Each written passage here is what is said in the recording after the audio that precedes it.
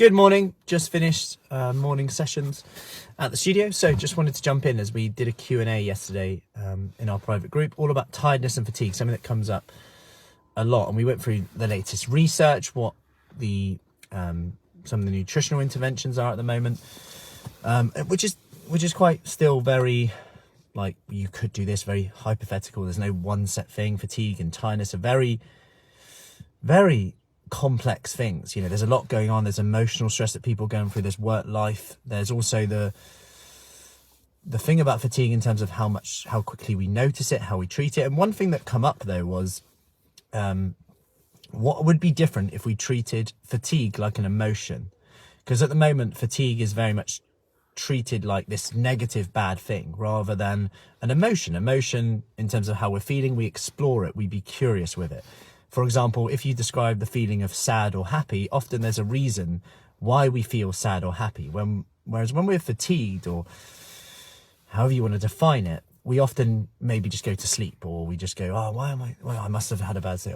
We don't really be curious with it enough. And this can lead to a lot of not looking after ourselves, not listening into the trigger warnings that maybe we need to look after ourselves with. So why am I fatigued? Like, what have I eaten today? What have I been drinking? Like, what's my drinking habits? What have my sleeping habits been like? We start to get a bit more on the face of exploring it and how it impacts us. And we start to make decisions now. Okay, how can I change my environment around me to go from a 1 to a 2, a 3 to a 4? And what I want you to do with this is just score yourself between 1 and 10. Now, put it in the comments. Score yourself between 1 and 10, 1 being low on energy, 10 being high on energy.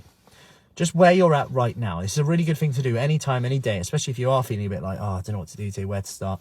If you're a 4, what's one thing you can do today to get to a 5? If you're a 4, what's one thing you can do to get for a 5? If you're a 9, how do you get to a 10 today? If you're a 1, how do you get to a 2? Don't think you have to get to a 10 straight away.